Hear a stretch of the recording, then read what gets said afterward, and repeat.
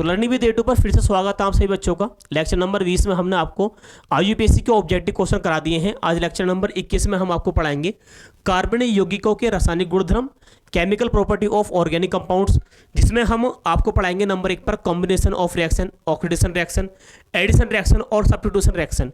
बहुत ज़्यादा very must important reaction है आने वाले क्लास के लिए, ठीक है। और बोर्ड में एक क्वेश्चन जरूर पूछता है इससे, ठीक है। तो स्टार्ट करते हैं लेक्चर नंबर 21। सबसे पहले देखो स्टार्ट करते हैं। ऊपर लिख रखा है कार्बनिक यौगिकों के रासायनिक गुणधर्म, chemical property of carbon compounds. सबसे पहले नंबर 1 लिख रखा हूं ना, दहन। दहन क्या होता है? देखो, मुर्दे को अगर हम दहन करते हैं वायु की उपस्थिति में, जलाते हैं मुर्दे को, तो किसकी उपस्थिति होती है? तो वायु की उपस्थिति होती है। तो मुर्दे को जलाने पर वायु की उपस्थिति में क्या क्या प्रक्रिया बनती है, आइए समझते हैं, ठीक है। तो देखो, किसी पदार्थ का ऑक्सीजन या वायु में जलाना क्या कहलाता है? दहन कहलाता है। सीधी सी बात याद रखोगे, क्या कहलाता है? दहन कहलाता है। यह अभिक्रिया, इस अभिक्रिया में ऊष्मा तथा प्रकाश मुक्त होता है, इसलिए दहन ऊष्माक्षेपी अभिक्रिया है। देखो ये वाली बात लिखा है, ये वो जो बात लिखा है, ये ऊष्माक्षेपी अभिक्रिया का मतलब ये हो गया ऐसा पदार्थ जो कि ऊष्मा छोड़ता है, ऐसा पदार्थ जो कि ऊष्मा को करता है, उत्सर्जन करता है। उत्सर्जन मान लो ऊष्मा को क्या करता है? छोड़ता है। उसको क्या बोलेंगे? ऊष्माक्षेपी अभिक्रिया। लेक्चर नंबर क्या बोलते हैं, पार्ट नंबर 1 में हमने आपको सब कुछ पढ़ा दिया है। रासायनिक अभिक्रिया एवं समीकरण में ये मैंने सारी बात आपको बता दी थी। ऊष्माक्षेपी या ऊष्माशोषी अभिक्रिया क्या होती है, मैंने आपको बहुत अच्छी तरह से डिस्कस करा था। तो आज देखो ये यहाँ पे क्या लिख रहा है, ऊष्माक्षेपी, जो ऐसी रासायनिक अभिक्रिया या ऐसे पदार्थ जो ऊष्मा छोड़ते हैं उन्हें ऊष्माक्षेपी अभिक्रिया कहते हैं। एग्जाम्पल के द्वारा समझते हैं। देखो, किसी पदार्थ का मैंने मान लिया कि पदार्थ हमने मान लिया कार्बन है। देखो एग्जाम्पल लेते हैं, देखो एग्जाम्पल लेते हैं और हमने एग्जाम्पल मान लिया कार्बन। कार्बन को वायु में, वायु का फार्मूला होता है O2। कार्बन को वायु में क्या करने पर बताऊं? दहन करने पर। क्या करने पर? दहन करने पर। या करने पर बताऊं? जलाने पर। क्या बनेगा? कार्बन डाइऑक्साइड गैस बनेगी। क्या बनेगी? Carbon dioxide gas. साथ में बनेगा ऊष्मा प्लस साथ में बनेगा प्रकाश। क्या बनेगा? प्रकाश, ठीक है। अगर हम कोयले को, अगर इसको हम बोलें कार्बन, कार्बन में क्या है बताओ? ये कोयला है। अगर मैंने इसको कर दिया कोयला है, ये कोयले को वायु में अगर मैंने जलाया तो क्या बनेगा? Carbon dioxide. उसमें भी मिलेगी हमें और साथ में क्या मिलेगा? प्रकाश मिलेगा। इसी प्रकार अगर एग्जाम्पल नंबर 2 की बात करें, देखो एग्जाम्पल नंबर अगर मैं 2 की बात करूँ, देखो एग्जाम्पल नंबर ये फर्स्ट मान लिया। अगर मैं 2 की बात करूँ, अगर मैंने CH4 का नाम क्या होता है बच्चे? CH4 का नाम होता है मेथेन। अगर मेथेन को मैंने वायु की उपस्थिति में गर्म करता हूँ, यानी वायु की उपस्थिति में क्या करते हैं हम? जलाते हैं। जलाने पर, वायु के साथ जलाने पर, तो कार्बन पकड़ेगा, ऑक्सीजन को बनाएगा कार्बन डाइऑक्साइड। साथ में H2O भी बनेगा। साथ में क्या बनेगा? H2O प्लस इससे निकलेगी ऊष्मा और प्लस इससे क्या निकलेगा? प्रकाश निकलेगा। क्या निकलेगा?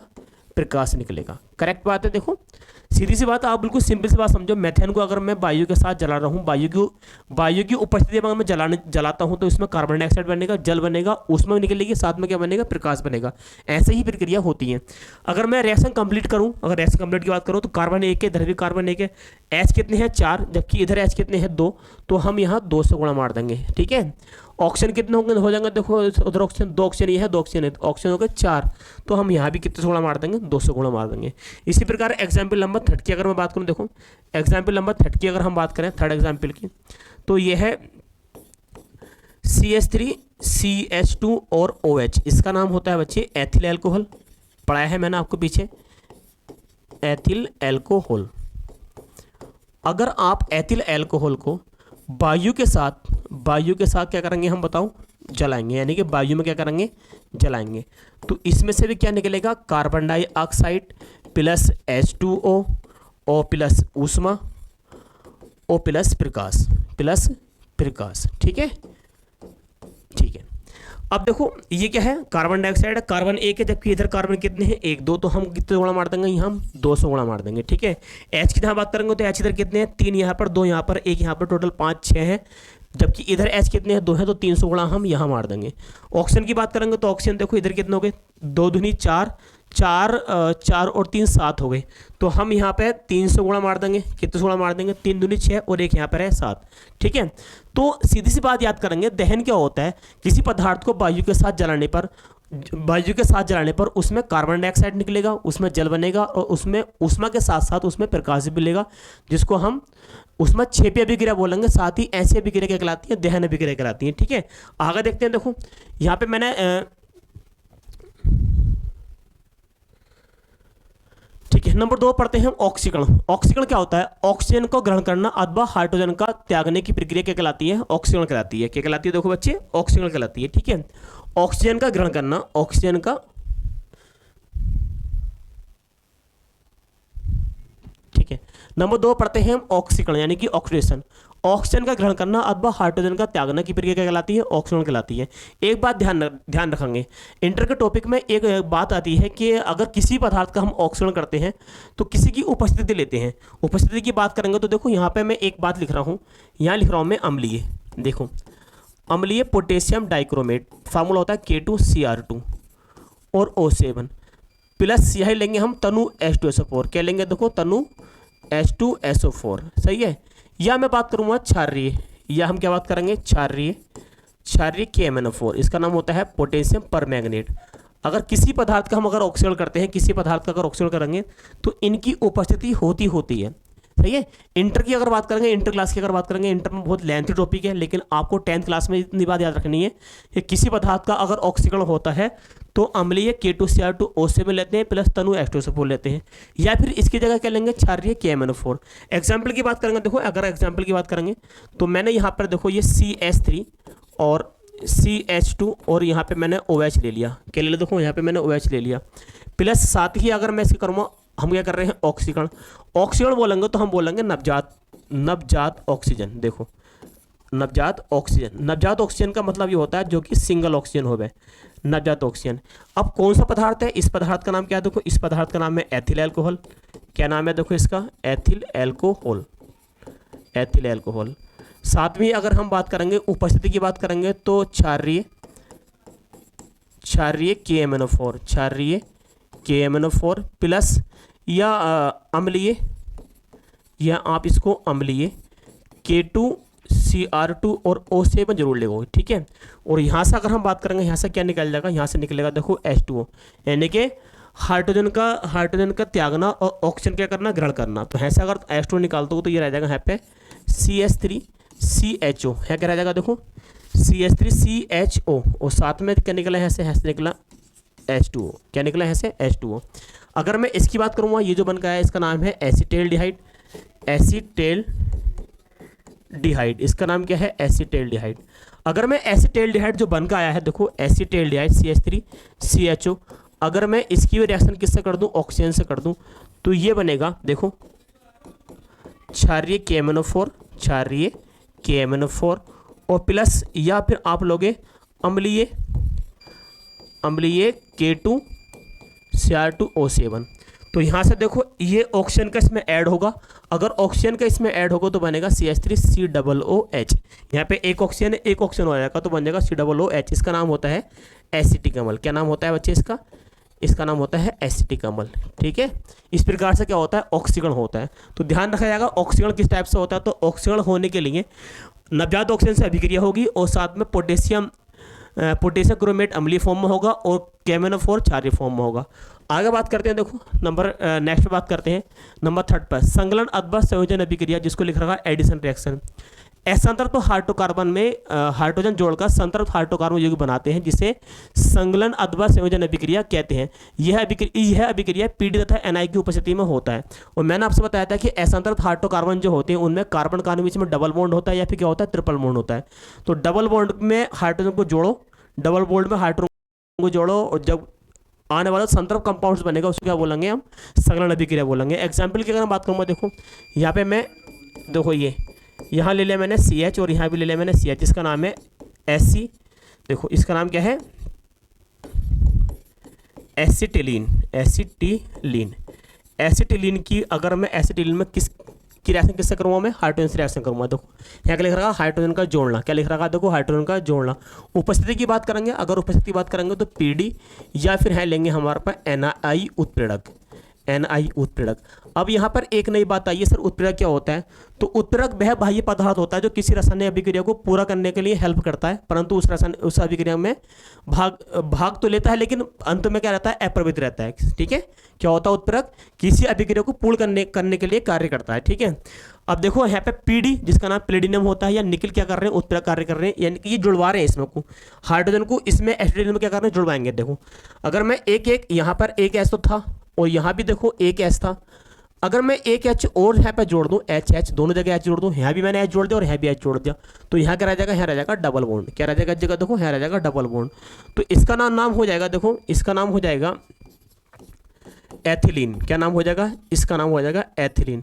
यानी कि ये भी असंतृप्त कंपाउंड्स है, ये भी क्या है, असंतृप्त हाइड्रोकार्बन, असंतृप्त हाइड्रोकार्बन।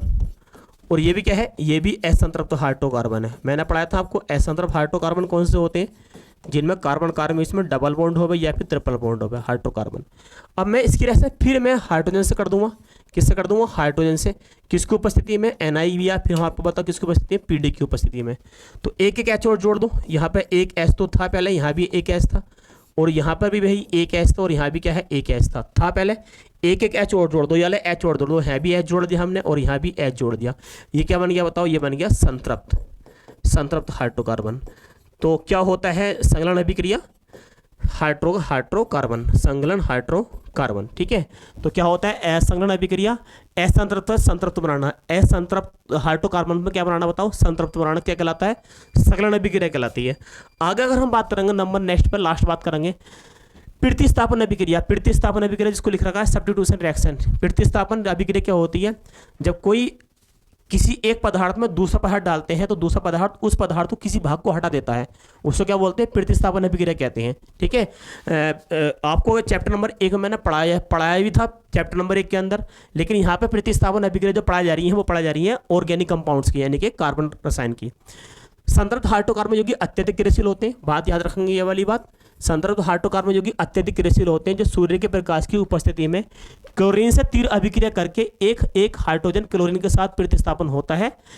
सही है, क्या कहलाते हैं हमारे पास, प्रतिस्थापन अभिक्रिया कहलाती है, प्रतिस्थापन अभिक्रिया कहलाती है, प्रतिस्थापन अभिक्रिया कहलाती है। ठीक है,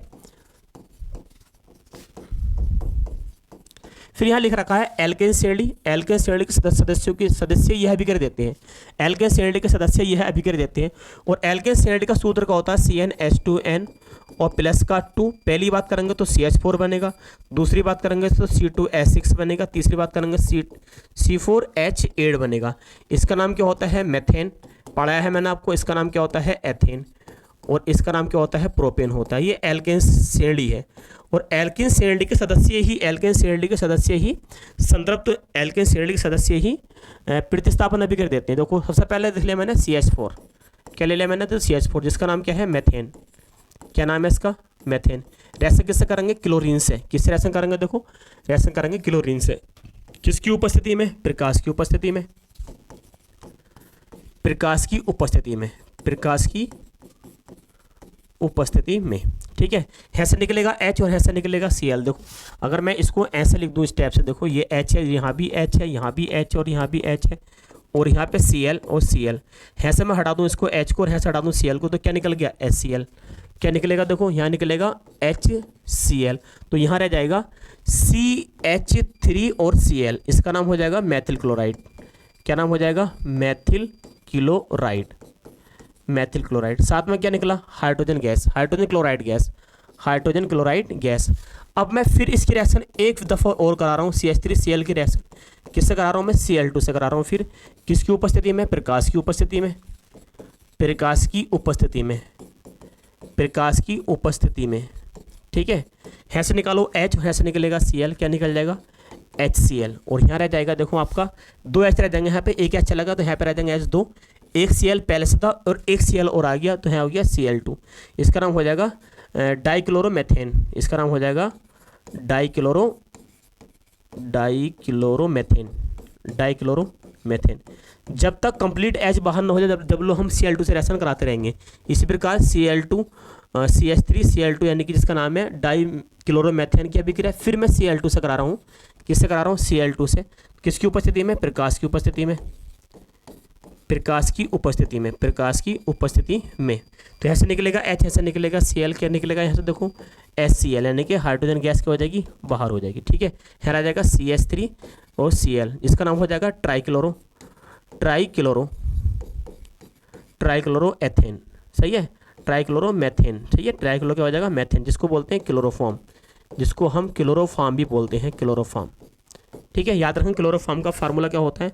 और आगे देखो, अगर आप बात करेंगे, देखो आगे अगर बात करेंगे, फिर इसकी CH3 Cl की रिएक्शन, फिर रिएक्शन कर दो हम Cl2 से, किसकी उपस्थिति में, प्रकाश की उपस्थिति में, प्रकाश की उपस्थिति में, प्रकाश की उपस्थिति में।